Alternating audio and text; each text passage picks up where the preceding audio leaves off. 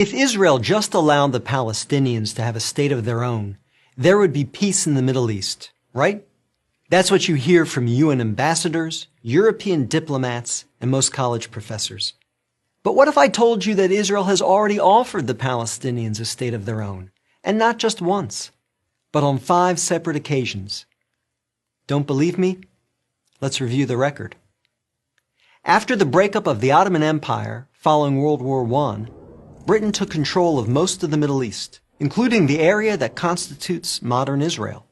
17 years later, in 1936, the Arabs rebelled against the British and against their Jewish neighbors. The British formed a task force, the Peel Commission, to study the cause of the rebellion. The commission concluded that the reason for the violence was that 2 peoples, Jews and Arabs, wanted to govern the same land. The answer, the Peel Commission concluded, would be to create 2 independent states, one for the Jews and one for the Arabs, a 2-state solution. The suggested split was heavily in favor of the Arabs. The British offered them 80% of the disputed territory, the Jews the remaining 20%.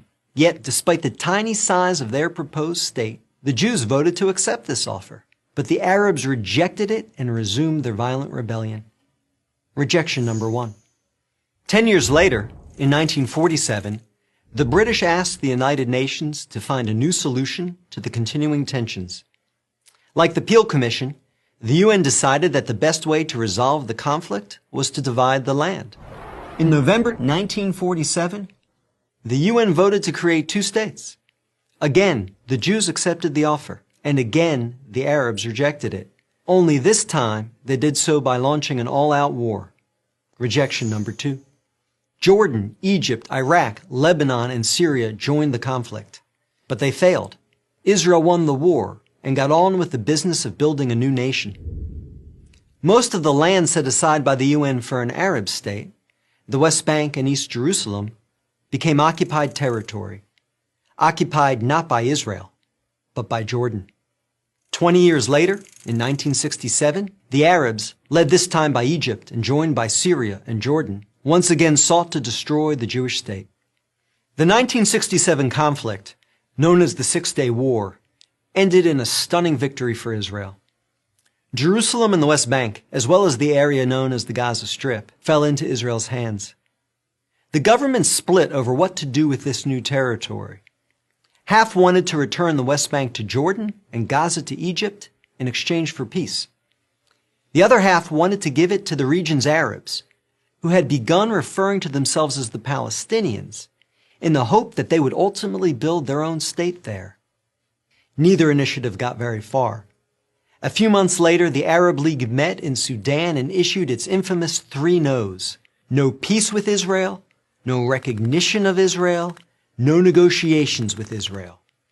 Again, a 2-state solution was dismissed by the Arabs, making this rejection number 3. In 2000, Israeli Prime Minister Ehud Barak met at Camp David with Palestinian Liberation Organization Chairman Yasser Arafat to conclude a new 2-state plan. Barak offered Arafat a Palestinian state in all of Gaza and 94% of the West Bank, with East Jerusalem as its capital. But the Palestinian leader rejected the offer. In the words of U.S. President Bill Clinton, Arafat was here 14 days and said no to everything. Instead, the Palestinians launched a bloody wave of suicide bombings that killed over 1,000 Israelis and maimed thousands more on buses, in wedding halls, and in pizza parlors. Rejection number 4. In 2008, Israel tried yet again. Prime Minister Ehud Olmert went even further than Ehud Barak had, expanding the peace offer to include additional land to sweeten the deal. Like his predecessor, the new Palestinian leader, Mahmoud Abbas, turned the deal down. Rejection number 5. In between these last 2 Israeli offers, Israel unilaterally left Gaza, giving the Palestinians complete control there. Instead of developing this territory for the good of its citizens, the Palestinians turned Gaza into a terrorist base from which they have fired thousands of rockets into Israel. Each time Israel has agreed to a Palestinian state, the Palestinians have rejected the offer, often violently. So if you're interested in peace in the Middle East, maybe the answer is not to pressure Israel to make yet another offer of a state to the Palestinians. Maybe the answer is to pressure the Palestinians to finally accept the existence of a Jewish state.